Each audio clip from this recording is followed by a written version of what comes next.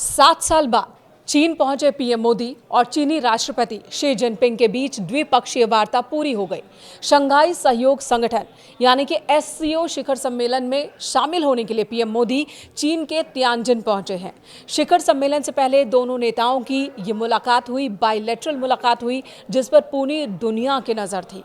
इससे पहले रूस के कजान में साल 2024 में दोनों नेताओं के बीच ब्रिक्स सम्मेलन के दौरान मुलाकात हुई थी, लेकिन तब कुछ खास उपलब्धि नहीं थी। 7 साल बाद चीन में ये मुलाकात हो रही है और आज की मुलाकात को लेकर उम्मीदें बहुत ज्यादा है। अमेरिका की ओर से टैरिफ बढ़ाए जाने और रूस के मुद्दे पर तनातनी के बीच भारतीय प्रधानमंत्री नरेंद्र मोदी का चीन जाना वैश्विक राजनीति में अहम बदलाव ला सकता है। मुलाकात के दौरान पीएम मोदी ने दोनों देशों के बीच व्यापार से लेकर सीमा संबंध पर अपनी बात रखी।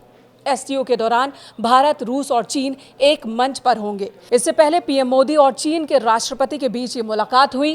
पीएम मोदी ने कहा, भारत और चीन अपने रिश्तों को आपसी विश्वास, सम्मान और संवेदनशीलता के आधार पर आगे बढ़ाने के लिए प्रतिबद्ध है।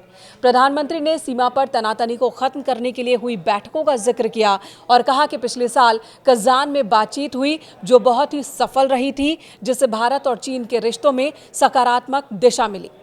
उन्होंने बताया कि सीमा पर चल रही तनातनी खत्म होने के बाद शांति और स्थिरता का माहौल बना है। प्रधानमंत्री ने सीमा प्रबंधन के लिए हुए विशेष समझौते का भी जिक्र किया। कैलाश मानसरोवर यात्रा फिर से शुरू होने और दोनों देशों के बीच सीधे विमान सेवाओं के फिर से शुरू होने का उल्लेख किया। इस मौके पर पीएम ने कहा कि दोनों ही देशों के 2.8 अरब लोगों के हित हमारे सहयोग से जुड़े हैं और पूरी मानवता के कल्याण का मार्ग भी खुलेगा अगर बातचीत सफल रहती है।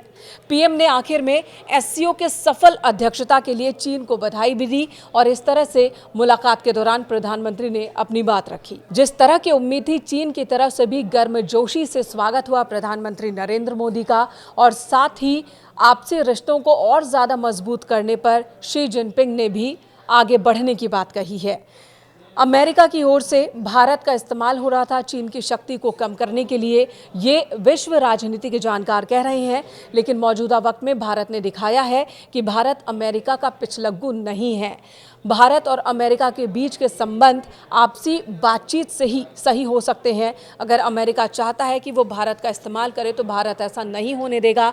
भारत अपने संबंधों को अलग अलग देशों के साथ अपने हिसाब से बनाए रखने के लिए पूरी तरह से स्वतंत्र है और इस बार जो चीन के साथ बातचीत हुई है, प्रधानमंत्री नरेंद्र मोदी की शी जिनपिंग के साथ बातचीत हुई है चीन दौरे पर, वो भी इसी दिशा में एक बड़ा कदम माना जा रहा है। अमेरिका को एक सख्त संदेश माना जा रहा है।